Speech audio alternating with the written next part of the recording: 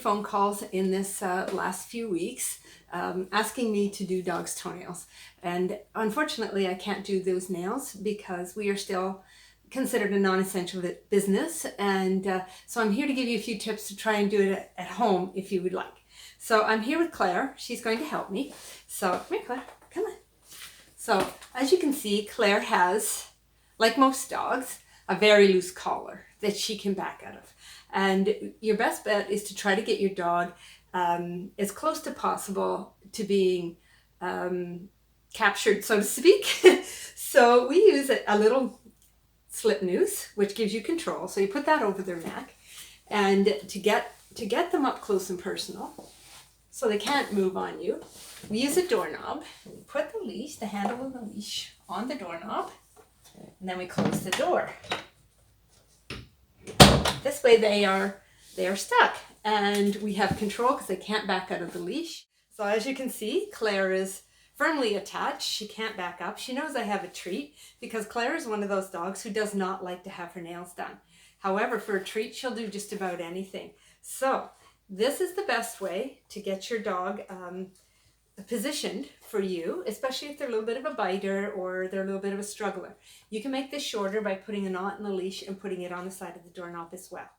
Here I am back again with Claire as my model. As you can see on our grooming table, we do have a way of keeping dogs from moving around too much. And normally there's two of us, but with Jenna being away right now, it's in quarantine herself, it's really difficult to have us both together. So I'm going to model through this by myself.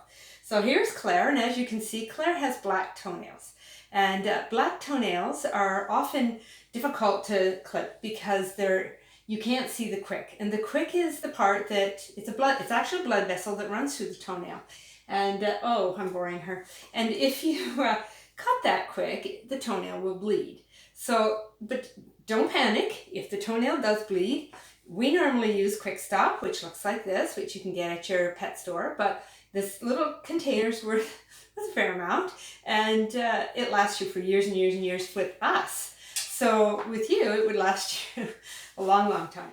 So we don't want to cut too much off to make them bleed. If we do and we don't have Quick Stop at home, the best thing to do is to put cornstarch or flour, anything like that. Just cram it up the hole where the blood's coming out, dot the blood off, cram it up the hole, and hold it there for a couple of minutes, and it will stop. And then try not to take your dog out on the concrete sidewalk for a little bit because it will reopen it eventually. So it does stop. It doesn't cause an infection. Most people think, oh, well, you cut my dog's toenail too short, it's going to cause an infection.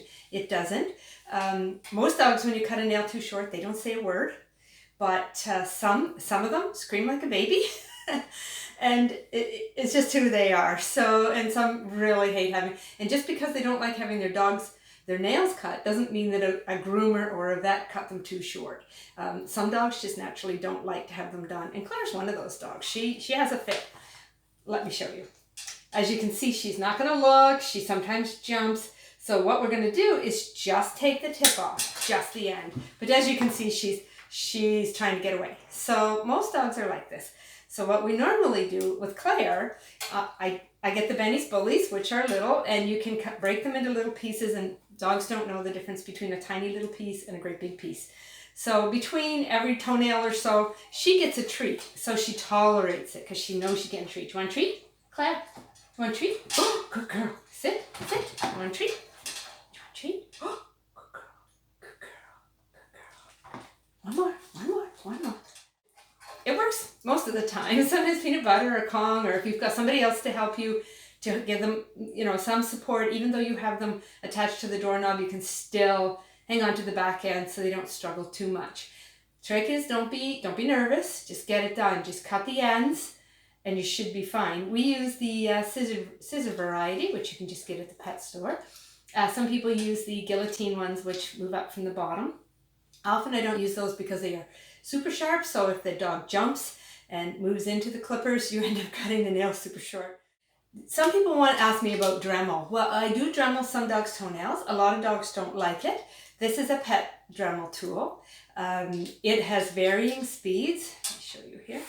So you can hear it run up. So if it's a small dog, we use it at small speed. If it's a larger dog's nails, we use it at large.